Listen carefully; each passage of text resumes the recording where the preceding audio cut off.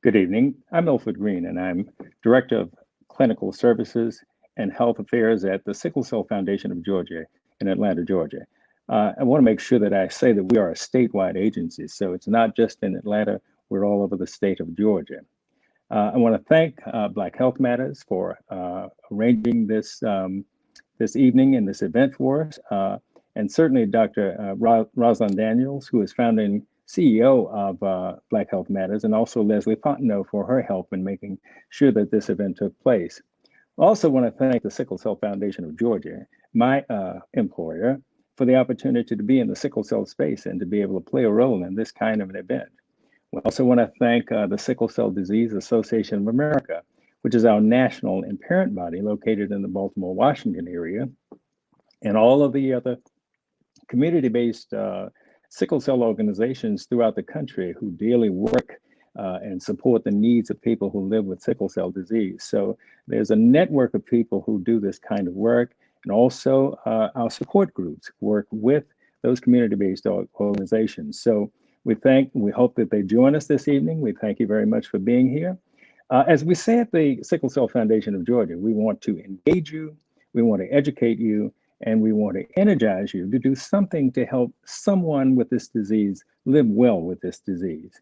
Now, this evening, our speaker is Dr. Biree Andemariam, and I'm tell you a little bit about her in a moment, but before I do, I want to make sure that you know that there are some upcoming summits, Black Health Matters summits. One is July 18th, and the other is October 10th. And you can see a little icon up in the right-hand corner, perhaps, that shows you how to go to it. You can go to their website at blackhealthmatters.com, and you can get those dates and make sure that you put them on your calendar. I want to make sure that we know that there's also a critical need for blood out there. We work with the American Red Cross, and I want to make sure that you can go to redcross.org and find a location near you where you can donate blood. There are critical needs for special types, so we encourage you to do that as soon as you possibly can. Tonight, what we want to do is tell you a little bit about sickle cell disease. Actually, we were asked by many people who were interested in what we were doing tonight, if there would be some information on sickle cell disease that they could learn something about. A lot of people don't know a lot about sickle cell. So the first part of Dr. Andemariam's presentation will be about sickle cell disease per se, and then she will talk about COVID-19 and the impact of COVID-19 on sickle cell disease. I want to make sure that I encourage questions this evening. We have we know that there will be questions. We should have time to answer most, if not all of them. If there are questions we cannot answer, we will defer them and get back to you. But we really encourage a lively and open discussion this evening. My background for this is training in infectious diseases and immunology. I'm by training a biomedical scientist. So perhaps I can answer some of the questions, especially those that are related to COVID-19 per se. If we cannot answer those questions, we encourage you to go to cdc.org cdc.gov/COVID-19. And many of those answers can be found there. So we look forward to a lively discussion this evening. Let me just say a few words about Dr. Andemariam. She is by training a hematologist, and she was the founding director of the New England Sickle-Cell Institute at the University of Connecticut Health Center. She is an associate professor there. Her actual work deals with focusing on the developing new pathways of care to improve sickle cell disease, adhesion to the walls of the circulatory system, and the development of pain. So in addition to her work, in fact, it's very difficult to get in touch with her because she's so often with patients. She is the chair of the Merrick Committee of the Sickle Cell Disease Association of America. That is the Medical and Research Advisory Committee. This is a group composed of people from around the world, in Europe, India, the Caribbean, and the diaspora. She is chair of that committee. and she's also the chief medical officer for the Sickle Cell Disease Association of America. So she's seeing patients, it seems like 90% of the time, and so she does all these other things perhaps in that 10% of her time. She's a very busy woman, and we are very, very pleased to have her with us this evening. She's a graduate of Princeton University and Tufts Medical School, and it is a pleasure to have her. Without further ado, Dr. Andemariam. Well, thank you, Dr. Greene, for that lovely introduction. I'm really excited to be here tonight with you. And thank you to Black Health Matters for shining the light on sickle cell disease, something that Dr. Greene and I are both very passionate about. So I'm going to get started with my talk about the impact of COVID-19 on sickle cell disease. And as Dr. Greene told you, we're going to talk about sickle cell disease first, because I think our community needs a lot of education about sickle cell disease. So I want you to just for a second close your eyes and imagine that you're feeling great and you're going to work and you're going to school and you're taking care of your family. And then you'll see on my next slide, imagine that the next day, out of nowhere, you're in severe pain. The doctor told you you've got pneumonia, or you've suffered a stroke, or you find yourself in your local emergency department, or even hospitalized for that matter, just out of nowhere, feeling fine the previous day. And imagine that in follow-up, you see your family physician, the doctor you trust in most, and he or she looks you in the eye and says, you know, this condition that you have, I really don't have any medications to fully prevent all its complications. And right now, there's no universally available cure. And imagine if you're that person and you feel like the healthcare system is closed off to you, because it's also difficult to find a doctor who's well-versed in the condition with which you live. And imagine that you're a physician trying to take care of individuals with this disease, and you feel like you don't have as many tools in your toolbox to help them. It creates a lot of frustration. So what is this disease? You guessed it. It's what we're here to talk about today. It's sickle cell disease. So what is sickle cell disease? It's important that you know it's the most common inherited blood disorder across the globe, with over 300,000 estimated births per year, and millions are estimated to be living with sickle cell disease worldwide. As you can see in the map, the geographic distribution includes not only where we are, most of us anyway, in North America, but also most individuals living with sickle cell disease in the world live in sub-Saharan Africa and the Indian subcontinent. But there are also pockets of individuals highly affected by sickle cell disease in South America, the Caribbean, and parts of Europe. In the United States, it's estimated that 100,000 Americans live with sickle cell disease. So unfortunately, one of the poor manifestations of this disease is early mortality. And it's estimated that on average, or what we call the median, that people live only on average about 40 years. And so we have a lot of progress to make in this disease. So how does someone, quote, get sickle cell disease? And the reason that I ask what some of you might think is a ridiculous question is because I actually get asked this question. Because some people think that it's something that you can acquire, like the common cold. But in fact, it is an inherited disease. And as you'll see in this chart, on top, you have a mother and a father, each with sickle cell trait. And usually sickle cell trait is very silent. There are no manifestations of it. Most people don't even know that they have it.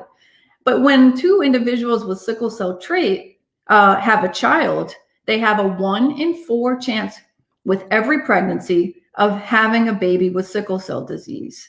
And you'll see some of the statistics there on the right on my slide, that about 1 in 100 Latinos carry sickle cell trait, 1 in 12 African Americans, and so on and so forth.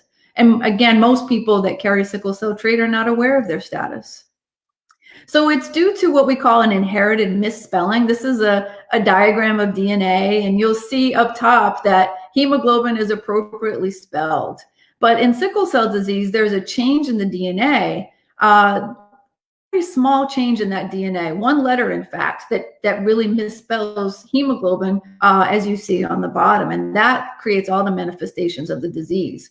If you look under the microscope, you'll see On the left side is a picture of healthy or unaffected red blood cells, somebody without sickle cell disease. And on the right, a microscopic picture of somebody with sickle cell disease. And you'll see that there is a change or an abnormality in the shape, which has been described as a tool. So how do sickled cells affect the body? Well, first of all, sickle red blood cells are very, very fragile. So they break open, they don't live very long in circulation. And because individuals have less circulating red cells, they are by definition anemic. And when the cells break open, they release a substance that can make the pigment of the eye very yellow. And this is really concerning to a lot of individuals living with sickle cell disease. These cells can also get stuck in the spleen and other organs.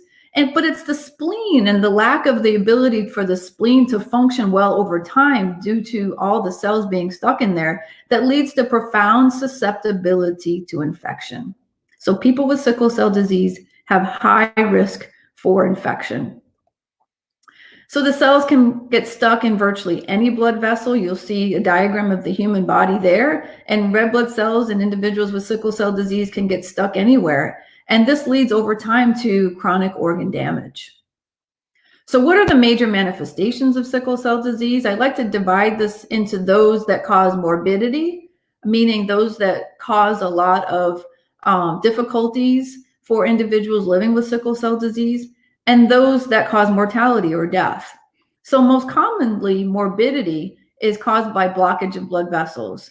And the major manifestations that bring individuals with sickle cell disease to medical attention are pain, which we'll talk about more later, and stroke. And the most common causes of death include infection, as well as sudden death. Some treatment options, this has been an evolving area of medicine for the last several decades. Early in the 1980s, penicillin was identified as something that you could give to children every day to minimize their chances of having a very deadly bloodstream infection. We also have for quite some time been screening children for stroke risk, as you see in that top picture, a child having a non-invasive ultrasound assessment of blood flow in her brain. Because if we detect that children have patterns on their ultrasound that suggest they're high risk for stroke, we can put them on regular transfusions, blood transfusions. Because of the pain that a lot of individuals with sickle cell disease suffer from, a lot of them get pain medications to treat it. We only had one drug called hydroxyurea, one FDA approved drug for sickle cell disease called hydroxyurea, which was approved in the late 1990s. But luckily, since 2017, in the United States, we've had 3 more drugs approved for sickle cell disease: L-glutamine, crizanlizumab, and voxelotor. So we really are entering a new day of hope for ways to treat individuals with sickle cell disease. Of course, bone marrow transplantation has been a known cure for sickle cell disease, but there are limitations in terms of accessibility because individuals of African descent in this country are far less likely to have a compatible person available to be their bone marrow donor. And so if you talk to individuals with sickle cell disease, and I do this nearly every day, they'll tell you that the status quo of treatment for sickle cell disease, especially before these newer treatments were approved by the FDA, were really inadequate. And there's a lot of suffering amongst those living with sickle cell disease. So a lot of them will tell you that a big component of their treatment is hope and prayer. So let's talk a little bit about sickle cell pain. It is the hallmark of the disease. These pain episodes are severe, they're intermittent, they're unexpected, they come out of nowhere. We're not quite sure what all the triggers are. We do know that at high altitude or in the setting of infection or changes in the seasons, that people can have triggers causing or inciting these sickle cell pain episodes. But unfortunately, we have no treatment as of yet to stop pain once it starts. And therefore, we commonly give high doses of opioids, or what some people call narcotics, to mask the pain until the underlying process dissipates. So the fact that the mainstay of therapy for sickle cell disease is, quote, narcotic-based has unfortunately led to a lot of unwarranted stigma among individuals living with sickle cell disease. So, you know, we're often taught in medical school that if somebody has pain, and if they're coming to us in the emergency department and they're saying they have severe pain, then they're supposed to look like the people in one of these pictures. They're either supposed to be shedding a tear, look despondent, or if they're a child, they're supposed to be having a tantrum. But the truth is, individuals with sickle cell disease have been living and suffering with intermittent and sometimes chronic pain for their entire lives. And they've developed coping mechanisms that allow them to function, but they can still be having severe high levels of pain. And they can be laughing, they can be on the phone, listening to music, even eating. But oftentimes, healthcare workers, when they see someone with sickle cell disease, say that they have 10 out of 10 extreme pain, and they're looking like one of the people in these pictures, then they're not believed. And this is what I call painful misperceptions among sickle cell disease. And you'll see the scales of injustice on the bottom of my slide. And I always say, for the less than 1% of people who might actually be seeking narcotics for the wrong reasons, why should we punish the greater than 99% of individuals with sickle cell disease who are just seeking medical care and treatment for their pain and nothing further? And I love the painting by artist Hertz Nazaire that you see at the top of the slide.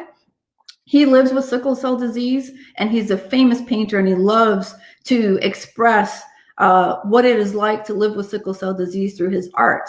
This painting is called 10 Redefined.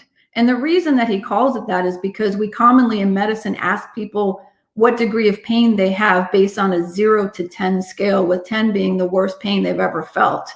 And Hertz Nazaire will tell you that with sickle cell pain, 10 does not even begin to define the character and severity of it.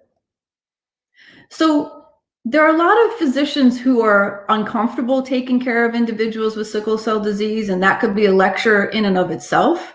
But take my word for it, we have a problem with our individuals with sickle cell disease, particularly in the United States, having access to physicians. And you'll see that this is the root cause of what I call disease-independent root causes of adult sickle cell disease mortality. And if you look through the cycle here, if you have limited physician access as someone with sickle cell, you're getting suboptimal care. So when your pain or other issues surface, where do you go? You go to an emergency department, or you get hospitalized, and then you get discharged. But your disease becomes further disabling because you're not getting comprehensive preventive care. And as you get more disabled from your disease, you miss days from work or school. And if you do that, you're going to have a hard time finding or maintaining employment. And if that's the case, you're not able to obtain what many people consider, quote, optimal insurance, meaning insurance that is by private payers, which is more readily acceptable to most physicians. Most physicians do not want to take persons on Medicaid. So there's a lot of stigma associated with sickle cell disease. This is on the part of providers of care, pharmacists sometimes, who oftentimes turn individuals away with legitimate prescriptions for painkillers. Sometimes there are issues within families. And if you talk to some individuals living with sickle cell disease, they'll tell you that some of it is self-imposed, that they live with very supportive family and community members around them, but there's still this sort of perceived level of stigma that they live with every day.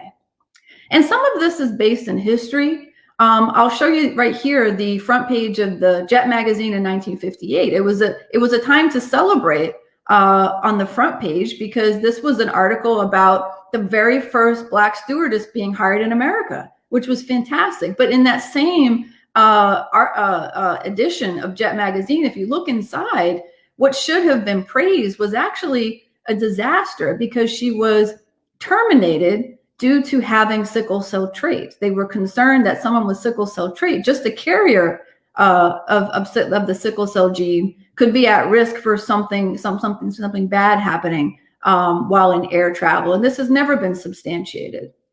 And then if you look at, this is a New York Post article in the 1960s, Dr. Linus Pauling was quoted. And I want to tell you that 2 decades before this, Dr. Linus Pauling and his colleagues were credited for identifying sickle cell disease as the first molecular disease. So he was heralded as being a pioneer for sickle cell disease. But he was quoted here in the New York Post as saying, "I agree that we should keep these carriers, i.e. individuals with sickle cell trait from marrying one another. They should have tattooed on their forehead symbols for the defective genes that they carry.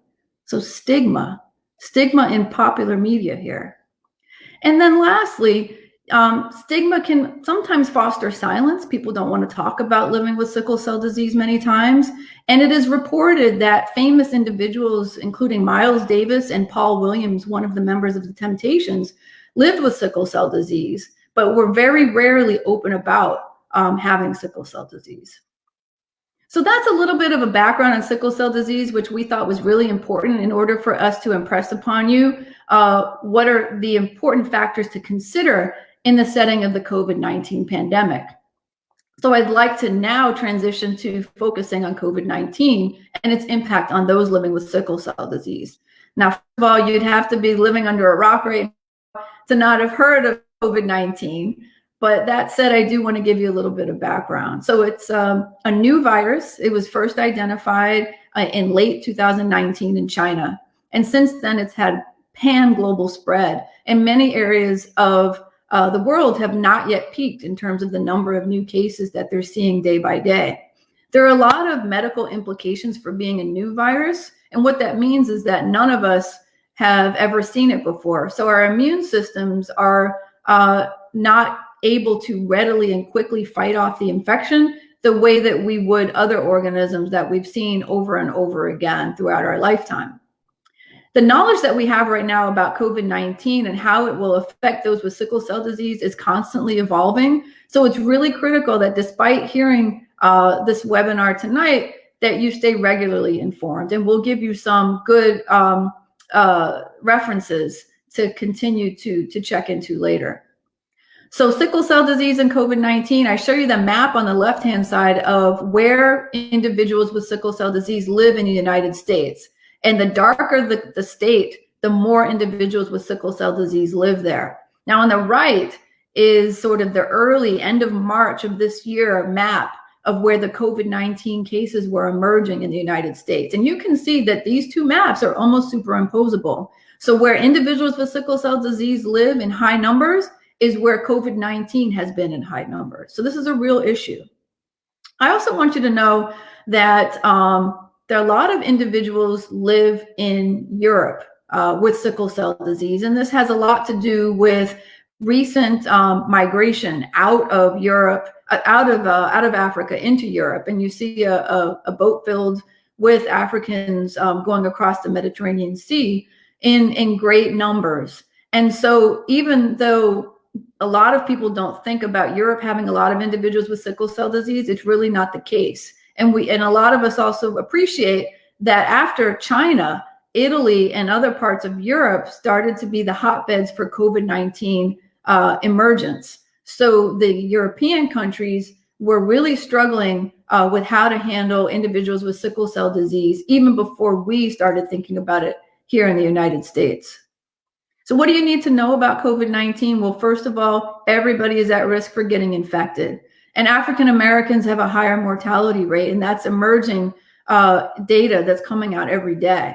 So individuals with sickle cell disease have weaker immune systems than most other people. And the best way in general, including if you have sickle cell disease, to prevent serious illness from COVID-19 is to keep from getting infected in the first place.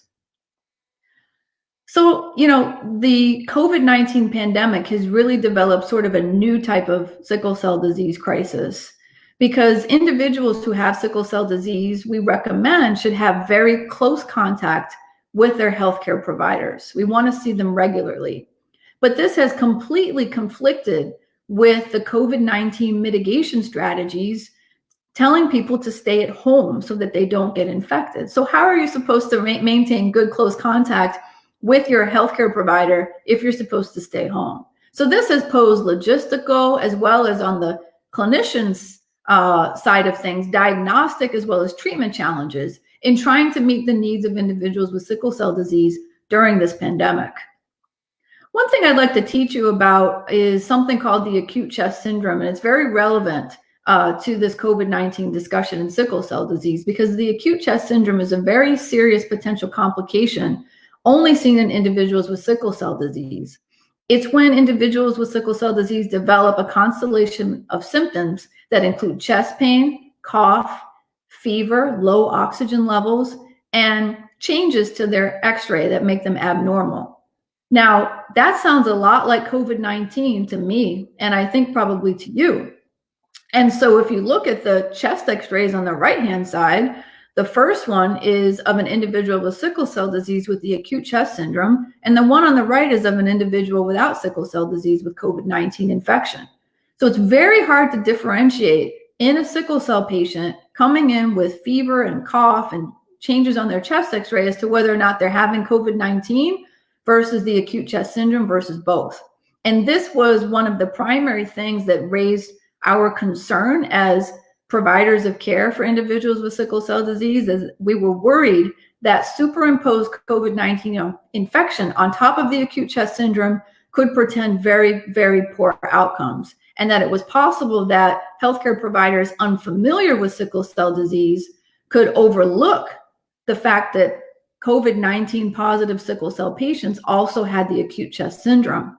And the reason this is important is because the treatments are different. So they would need to be treated for both complications at the same time. So sickle cell disease is high risk for severe COVID-19 infection, and the CDC has agreed with that stance. So in this setting, people living with sickle cell disease, their caregivers, their healthcare providers, everybody needs guidance because this is new for all of us. We need to know how to be prepared, how to stay safe, how to modify how we use healthcare, and healthcare providers need to consider treatment recommendations for their patients. But families and those living with sickle cell disease also need support in other ways, including the fact that many of our families and patients are living in unstable times. Dr. Greene also mentioned the issues of blood donation and why those are important.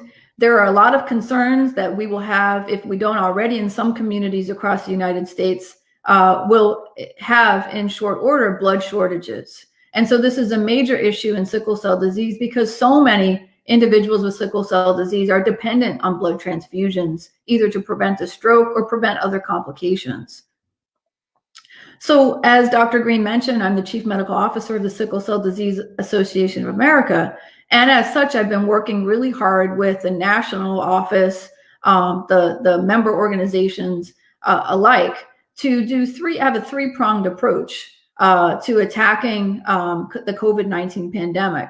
One is education and awareness. The second is fundraising for our local communities. And lastly, the blood donation call to action.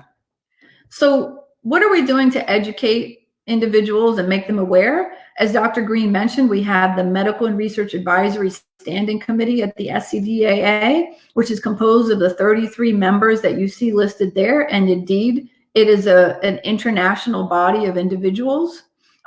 Merrick is charged with advising SCDAA on all topics that are either research or medical as relates to sickle cell disease. So the Merrick recommendations for how to tackle the COVID-19 pandemic are as follows. Well, first of all, we realized that patients and their caregivers have needs. They need to be educated. They need to know how to self-manage and be given practical advice. But we also knew that we needed to be quick because the pandemic was moving fast into our communities. So we wanted first and foremost to develop an advisory, a set of recommendations for patients and their caregivers. And that we needed to make sure that we disseminated this advisory in widespread fashion in a way that was easily accessible to the community. But we also quickly realized if we were going to give recommendations to individuals living with sickle cell disease, that we had to give very similar recommendations to healthcare providers of these individuals with sickle cell disease.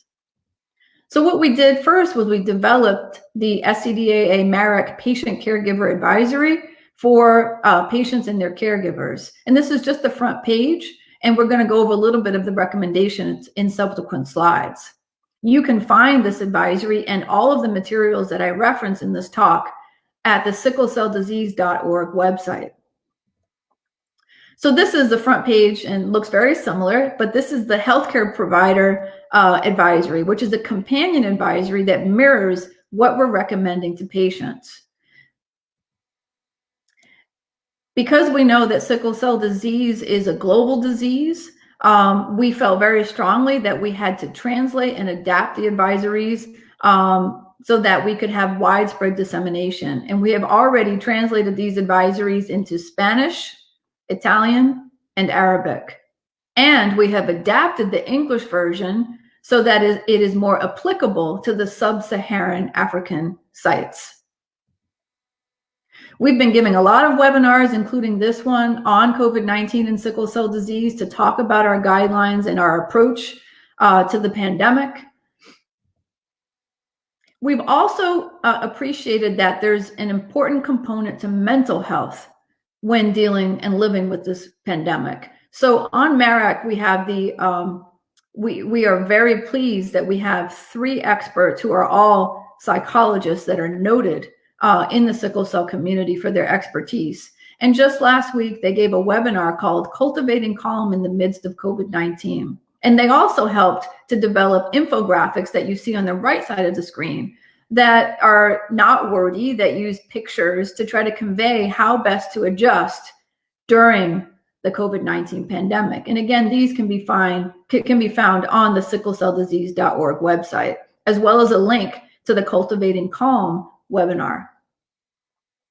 We also have upcoming tomorrow on Thursday, May 14th, a webinar focused on children and caregivers with sickle cell disease. And we again have 3 experts, Drs. Sue Darbari and Zaidi, who will be leading that panel discussion. And we have our moderator, who is Tanique Mitchell, SCDAA board mother and grandparent of Kiara, who's the SCDAA National Child Ambassador. We also at the SCDAA realized that we needed to take a few positions on the COVID-19 issue. And this is an example of one of the positions we felt strongly we had to take. And this is concerning the imminent phased reopening of many of our states across the country. And we're concerned that as this phased reopening and the stay-at-home measures are lifted and the back to work traffic increases, that we will see a surge potentially of COVID-19 infections amongst individuals with sickle cell disease. And so we are very, very concerned about this phase reopening, and therefore we have this one-page statement suggesting that the stay-at-home measures for individuals with sickle cell disease be phased, be incorporated for a longer period of time, even when the rest of the population around them has started to venture out into the community once again.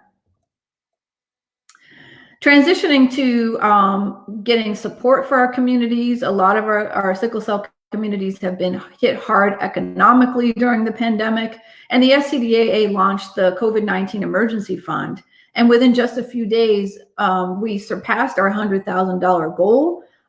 We have had donations from $5 to $100,000. And this has gone right back into the hands of those in the community and those living with sickle cell disease. A call to action focusing on blood donations has also been an emphasis.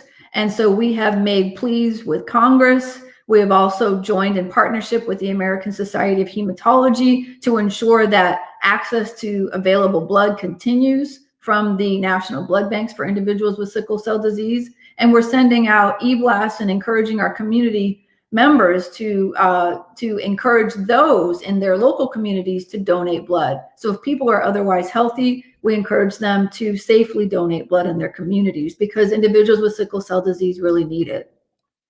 So just very quickly, what are some of the components of the MARAC Patient Caregiver Advisory? What do you and your family need to know if you're living with sickle cell disease? So first of all, this one is for anybody. How do you know if you have COVID-19? Well, the only way to know for sure is to get tested. But in terms of symptoms that may clue you in, most people have fever or cough or shortness of breath or a combination of 2 or 3. But also we're realizing that some people only present with diarrhea or a change in taste or smell. And if you have any of these symptoms or any concerns, it's important to call your doctor right away to discuss what you should do next. But to also know that this disease can also worsen quickly. So call 911 if you have any difficulty breathing, some chest pressure that's unusual or new, if your family thinks you're confused, or if you have any darkening of your lips or face, which could clue someone into you not having enough oxygen. What can you do to prevent the spread of COVID-19? I'm not going to go through every point on this slide, but looking at the bolded areas, stay home if you can. Stay 6 feet away from people at least. Wear a mask every time you leave your home. Wash your hands repeatedly. Try not to touch your eyes, nose, or face. Greet only from a distance. Disinfect anything that anybody touches in your home, and cover your cough or sneeze with a tissue and then throw it away. How can you continue to have your family feel prepared during this pandemic? First of all, if you're living with a chronic disease like sickle cell disease, constantly keep all your medications. Contact your doctor to see if you can get a refill, and ask if they can preferentially prescribe to pharmacies that have home deliveries. Make sure that you have a thermometer to take your temperature, and take your prescribed medications. If you have sickle cell disease and your prescribed medications, take them. Now more than ever, it's important to be compliant. Make sure you have enough household items and groceries. Stay in touch with others so that you can make sure that they're okay and that you can ask them for help should you need it. Find ways to keep young children occupied, and think ahead about who will take care of your kids, loved ones, or even pets if you do get sick and need to be hospitalized. If you are able to work from home and that's an option, please take advantage of it. What do you do if you have a fever? We're asking individuals with sickle cell disease to not automatically jump up and go to the emergency department if all they have is fever, but to call their doctor right away to get more advice. This is key because we don't want individuals going to the emergency department if they don't need to. There may be other ways that your doctor can evaluate you. So first, bottom line is to call your doctor first and find out what to do if you have a fever. And they'll ask you about other symptoms as well. If you have sickle cell disease and you're getting chronic blood transfusions, should you continue? The bottom line is the recommendation is yes. If you have concerns about leaving your home to go to the doctor's office for your transfusion, talk to your doctor about it. If your doctor says there's a shortage of blood supply in your region, ask them if there's any good alternative. But the bottom line is have that conversation with your doctor. So should you go to the emergency room if you're sick? I think we covered this. Bottom line is if you have no other option, including if you don't actually have a primary doctor or a hematologist, then going to the emergency room is your best option. But if you do have other options, then try to use those first. If you're seriously ill, of course go. Of course, use 911. But if you're only having mild symptoms and you can easily reach your healthcare provider, please do so first. One question that we've gotten commonly, because a lot of individuals with sickle cell disease or their family members or other people in the home work in the healthcare environment, and they want to know generally, how do you reduce your risk of carrying the virus home to your family? So we suggest whatever you wore to work, keep a change of clothes handy so you can take your work clothes off and put them in a bag and put fresh clothes on. Leave your shoes at the door. Separate the laundry between that which you've only worn in the house and that which you've worn outside the home. And then, of course, shower and wash your hands frequently before hugging your children. What if you don't have sickle cell disease, but you want to help? Donate blood, donate blood, donate blood, or get someone else to donate blood if you're not eligible. Spread the word about the fact that the Black community needs blood donors. And people with sickle cell trait are eligible donors too. There is a bit of a myth out there that if you have the trait, you can't donate, but that's not true. So how do you talk to children about COVID-19? It's scary for children, and it's even scarier for children with sickle cell disease. So what's most important when you talk to children is to be calm and reassuring. And if in that moment you don't feel calm and you don't feel reassured, that's not the time to talk. Find time where you're calm and can talk to the child about the pandemic. Try to reduce how much screen time they have, because they may be getting a lot of inputs and feeds about the pandemic, and it may be scaring them and they may not be talking to you about it. And this can cause anxiety. Give them information that's at their developmental level and teach them some everyday actions, empower them on how to reduce the spread of germs and minimize getting the virus in the first place. How do you stay informed? You can stay connected with your local sickle cell disease organization. And these are some trusted websites, including sicklecelldisease.org, the One SCD Voice platform, the CDC, and www.hematology.org. We are here to take any of your questions.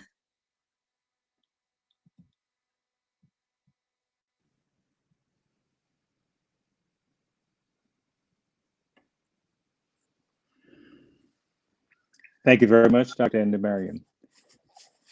We have received a couple of 3 questions here. I think you may have covered one, but I want to make sure. And I wish we could give you a virtual round of applause, but I'm not sure if it would have. Let's just do it anyway. A virtual round of applause for a very, very good presentation. We appreciate it immensely. I think you may have covered this one, but should caregivers quarantine from work or work remotely? Ideally, if you can work remotely, that is the safest way to go about protecting your family. And I'm so glad that question was asked, Dr. Greene, because if you go to the sicklecelldisease.org website, one thing that we've created there is a template letter for employers that you can download and print and give to your doctor. And it's a templated letter specifically for people who work outside of the home, but have children or other people in the home affected by sickle cell disease who they're afraid to bring the virus home to. So it's a letter to your employer that can be signed by your physician, attesting to the fact that you have somebody in the home who's highly susceptible to severe COVID-19 infection, and either to let you work from home or to ensure that the workplace environment complies with the CDC recommendations, where you have access to hand sanitizers, hand washing, that you're at least 6 feet away from any other employees, and things like that. So definitely try to work from home and use the letter, the templated letter on the SCDAA website to help you. That would be the best course. And a number of people also want to know if one should take the Family Medical Leave Act very seriously and take off from work. I know this is a touchy question, but if you could just give us a few thoughts in that regard. I mean, I think it's reasonable.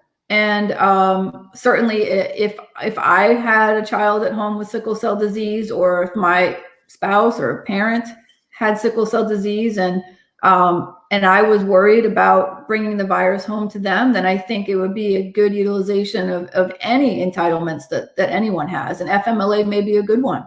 Absolutely. A number of individuals are concerned about what special measures, if any, are being taken, perhaps at the comprehensive centers. Is that a special things being done at the comprehensive sickle cell centers in preparation for individuals who have sickle cell disease and may become infected with COVID-19?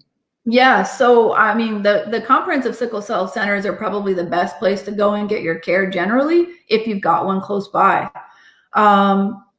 The same goes as if you suspect you have COVID-19, because the comprehensive centers are really ready to help care for you in the context of the COVID-19 infection.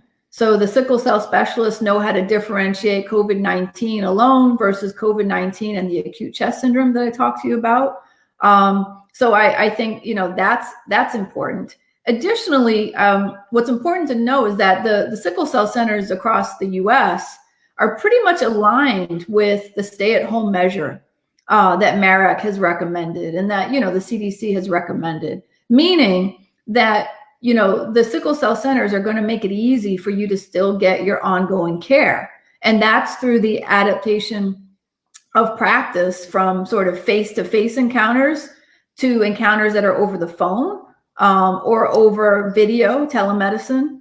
So the centers are really adopting this. So you can do a doctor's visit from the comforts of your home, which is making sure that individuals with sickle cell disease can continue to get ongoing care, refills of their prescriptions, assessments of their needs, treatments, without bringing them in to the centers. Now, I know you covered this to some extent, but this question really is kind of to the effect, is SCD, or sickle cell disease, an underlying condition that puts individuals who have sickle cell disease at a greater risk for a more eventful course of disease, that is, with respect to COVID-19? You know, Dr. Greene, I think that is an evolving area that we're watching really carefully. There are several registries around the globe. There's one in the United States that's trying to collect data on as many individuals known to have sickle cell disease and COVID-19 to understand and track the outcomes, so we can get a good sense of whether or not having sickle cell disease has portended a worse outcome or not. And what I will tell you is that the data are a little bit all over the place right now. Some of the registries suggest that the mortality is higher for individuals with sickle cell disease, and some are showing that it's not different from the general community or the general public. So it's unclear. Go ahead. Could that be just a matter of reporting? I mean, the fact that you know, in a sense, we just haven't got good reporting in that regard. I think that's a lot of it. So if you look at countries like in Europe who have single payer health systems, and by virtue of that, they have data on every person that lives in the country that seeks healthcare. Their data are probably, you know, some could argue are a little bit more robust because they capture the whole universe of individuals with sickle cell disease in their database. And interestingly, it's those registries that are showing a better outcome, meaning not a worse outcome in individuals with sickle cell disease, if that makes sense. So that's actually reassuring that the data out of Europe is looking really good. I just want to add one more thing along that line. It's important. I think that what we're beginning to see is that it's the medical, we call comorbidities, or the other medical problems that individuals with sickle cell disease may have, which can include high blood pressure, diabetes, obesity, that those splenectomy isn't another case. Exactly. So these other issues that are separate and apart from the sickle cell disease may actually be more detrimental than the sickle cell disease itself. But we still are very, very highly concerned. And this is where I think the next few weeks and months, as communities open for business again, and more individuals with sickle cell disease will be out of their homes, that I think a lot of us worry that we will see more people infected and may at that time be able to truly measure a significant worse outcome. We don't know for sure, but we're very concerned about it. Well, you hit on a very important point, because you've had banter all over the place and varying recommendations about opening the country. And of course, there are politicians at odds in this regard as well. But I'm concerned about the patient who has sickle cell disease, and how do they proceed in this regard? Do they go out, or do they? What's your recommendation? My recommendation is to proceed with caution. And just because your state has opened up the salons and you're showing your grades like I am, I would wait. I'm going to wait. I mean, I'm really being honest here. Like, don't rush out to try to get back to a state of normal, because I don't think any of us in the healthcare field really think that we're ever going to have it normal the way it used to be. It's going to be a new normal. So I would not rush out. I would stay at home, work from home, whatever you need to do for as long as possible. I've talked to some of I've talked to some of my colleagues in Europe and as far away as Germany, and these individuals are saying, of course, we're probably going to see about 2 to 3 waves at least of COVID-19, and then we probably won't run a course with it until about 2022. So we're not even at the end of the first wave. So I think your point is well taken that we're probably going to see an elevation in the numbers. And that's certainly scary. You mentioned keeping up with regular appointments. I don't know if you really said much about emergencies and also various therapies. For example, there are people who are, therapeutically getting transfusions for sickle cell disease. I mean, and some of them, what the regular transfusions as well as the others. So what would you recommend to them? And also the consideration for people who are in clinical trials. What's your recommendation in that regard? Yeah. So the question about transfusions, it definitely will be sort of an individual decision, individual patient with their individual doctor. But generally speaking, if you are on a chronic transfusion program, if your doctor has recommended to you to be on regular blood transfusions for whatever indication, it's probably a very good idea to continue.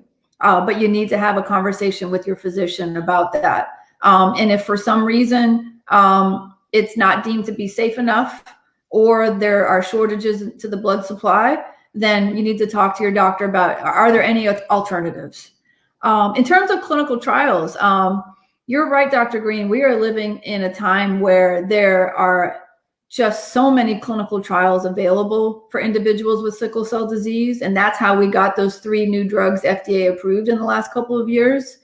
And a lot of clinical trials, not just in sickle cell disease, but in general, clinical trials for any disease state have really come to a big halt during this pandemic. And that's because being on a clinical trial usually means that you have to have face-to-face assessments with your research team on a very frequent basis. And it's just thought to be unsafe in the context of this pandemic. And we don't want people leaving their homes unnecessarily. So a lot of research activity has stopped. But again, if you're on a clinical trial, you need to call your research team and see what you can do. But I wouldn't be surprised that if you're not yet on a clinical trial and you're waiting to be, that it might be a little bit longer before clinical trials open back up again. But keep trying; they're very important. What would you say regarding travel for the sickle cell disease patient in this period? I had, for example, one question. Young man's he's away from his mother. She's ill. He's afraid that she may pass. How do you handle? Well, first of all, just in a general way, travel. This specific case is a different case altogether. Yeah, I mean that case where someone very dear to you may pass away. That's a tough one. That's a tough one.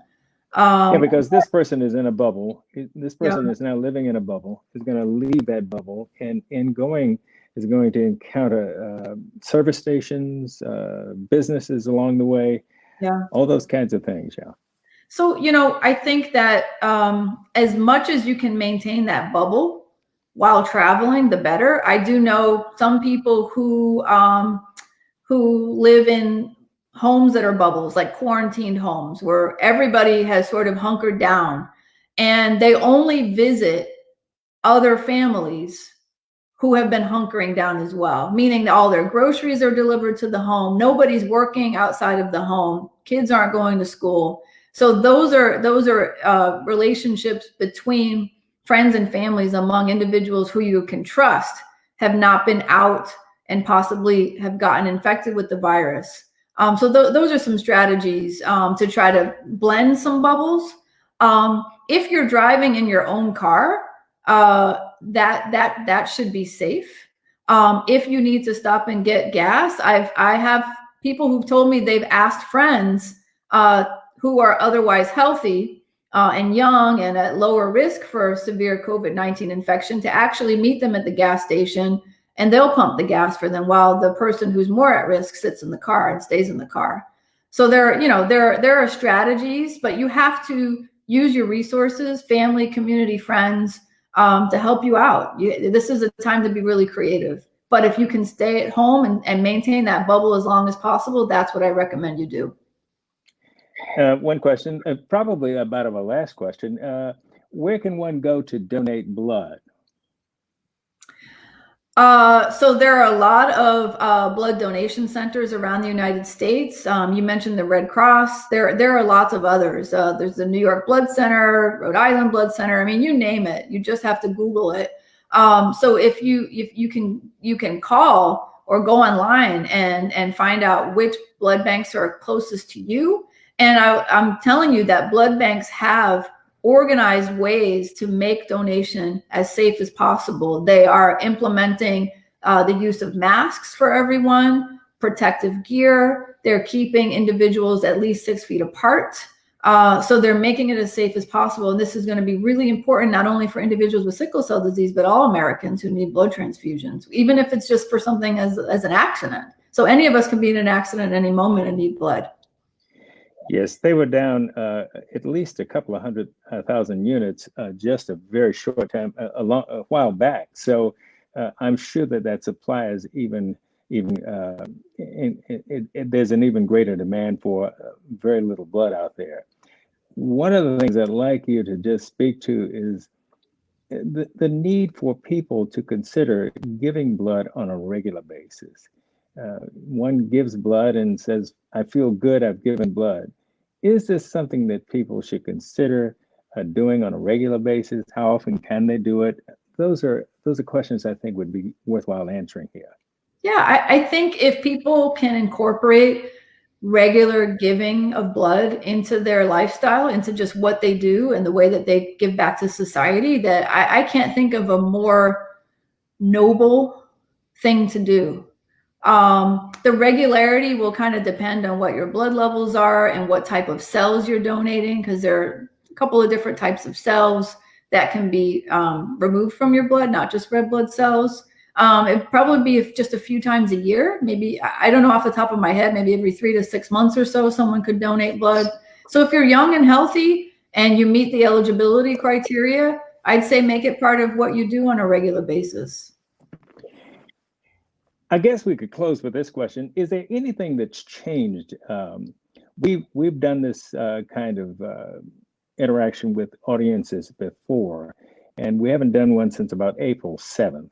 And if I'm just wondering if there's anything that in this period of evolution of this disease that has changed, that you can remember. There was something different that we said earlier, or something that we didn't know that now we do know. Well, that's a tough one, I guess. But it's a tough one. But I think that